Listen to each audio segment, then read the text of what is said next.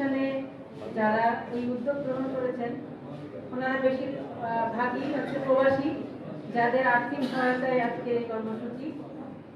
ওনারা প্রবাসীরা সবসময়, বিশেষ করে বিশ্বনাথ একটি প্রবাসী অধ্যুষিত এলাকা বলা হয়, সেই প্রবাসীরা সবসময় মানে দেশের মানুষের কথা চিন্তা করে, দেশের মানুষের ভাগ্য উন্নয়নের জন্য চিন্তা করে এবং প্রতিটি মানে বিপর্যয়ের মুহূর্তে, প্রতিটি দুর্যোগের মুহূর্তে সবসময় এই প্রবাসীরা এগিয়ে আসে।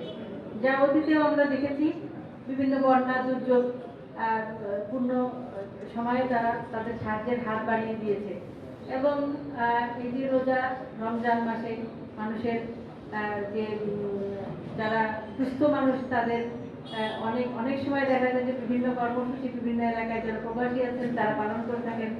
তারা জাকাত দেন, তাদের খাদ্য সামগ্রী দেন, আর্থিক সহায়তা দেন, বিভিন্নভাবে তারা তাদের কার্যক্রম পরিচালনা করেন। এটাতে প্রমাণিত হয় যে তাদের দেশের প্রতি যে মমত্ব, দেশের প্রতি যে ভালোবাসা, সেটা তারা বিদেশে কেউ ভুলে যায় নাই। দেশের প্রতি সেই নারীর টান তাদের রয়ে গেছে।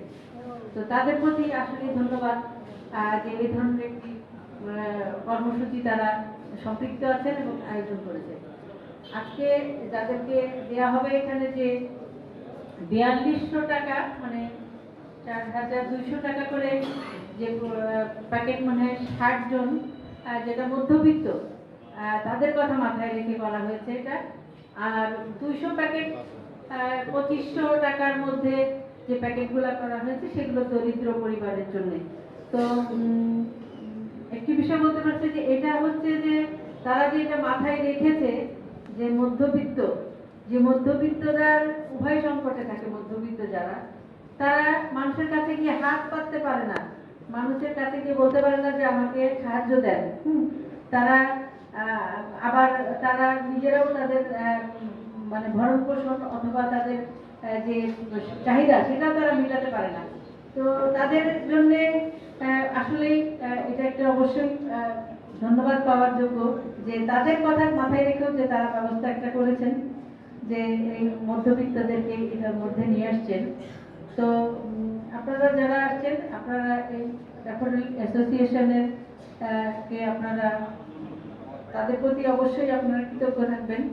আর আমি এখানে উপস্থিত হয়েছি বিগত বছরেও, আমি আপনাদের এই সংস্থার এখান থেকে এই প্রোগ্রামে আমি এসেছিলাম।